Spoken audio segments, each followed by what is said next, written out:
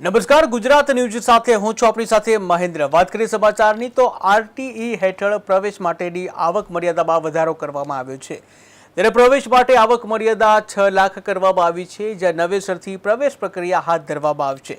ત્યારે કોંગ્રેસ સરકારના નિર્ણયને આવકાર્યો છે, જ્યાં કોંગ્રેસ પ્રવક્તા ડોક્ટર મનીષ દોશીએ પ્રતિક્રિયા આપી છે। આવો જોઈએ ડોક્ટર મનીષ દોશીએ શું કહ્યું।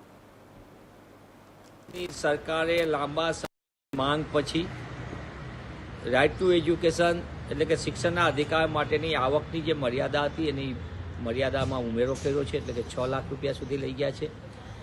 લાંબા સમયની વાલીઓ અને કોંગ્રેસની માંગ હતી અને સરકારે આ વધારી છે ને હું આવકારું છું, પણ માત્ર આવકની મર્યાદા વધારવાથી નહીં થાય। સરકારે ખરેખર નીતિને નિયત હોય કે બધાને શિક્ષણનો અધિકાર આપવો, તો સરકારે સૌથી વધુ જનસંખ્યા પ્રમાણે જે પ્રમાણે ખાનગી શાળાઓનો રાફડો ફાટ્યો છે અને સરકાર બેઠકોનો વધારે, એક તરફ આવકની મર્યાદા વધારવાથી મોટા પાયે લોકો એટલે ગુજરાતમાં લગભગ 65% કરતાં વધુ જનસંખ્યા પરિવારો એ પોતે આ આવકના માપદંડના આધારે પ્રવેશ માટે એલિજિબલ થશે। અને બીજી બાજુ બેઠકોની સંખ્યા મર્યાદિત, તો સરકારે સૌથી મોટો નિર્ણય કરવાની જરૂર છે।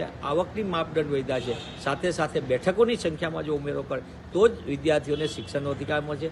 રાઇટ ટુ એજ્યુકેશનમાં માત્ર આવક એક મર્યાદા સાથે સાથે બીજા માપદંડની અંદર શિક્ષકોની ભરતી કરવી, 40,000 કરતાં વધુ શિક્ષકોની લાંબા સમયથી ખાલી જગ્યા સરકાર ભરતી નથી કરતી।